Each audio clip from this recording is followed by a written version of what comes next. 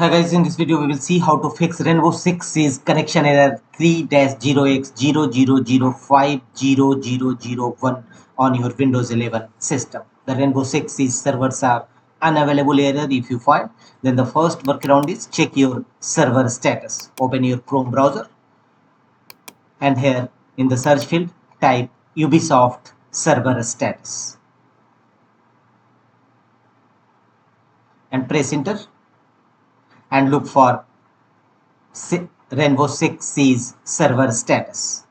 Under Ubisoft, you will find Rainbow Six Siege service status. Click on it and make sure that globally Rainbow Six Siege server is running.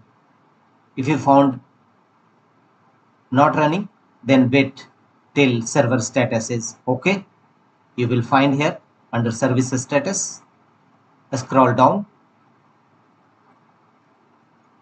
and Rainbow Six Siege service status you will easily see here. PC no issue, PC4 no issue, Xbox no issue. If you found any server issue, then wait till server status is okay. The second workaround to fix this issue is open control panel in your system and temporarily disable Windows Defender Firewall or any antivirus program. Open Windows Defender Firewall. From the left side, click on turn Windows Defender Firewall on or off and temporarily disable Windows Defender Firewall under private network as well as public network.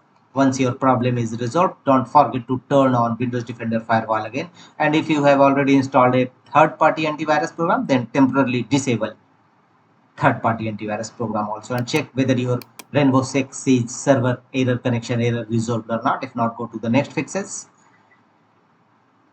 There may be a network issue, so right click on a start button and choose settings, and from the left side go to network and internet. From the right side scroll down and you will find advanced network settings. Click on it. Here scroll down and click on network reset, and finally click on network reset now, and let the window complete the resetting process of your network. A stable network must be for run Rainbow Six Siege service.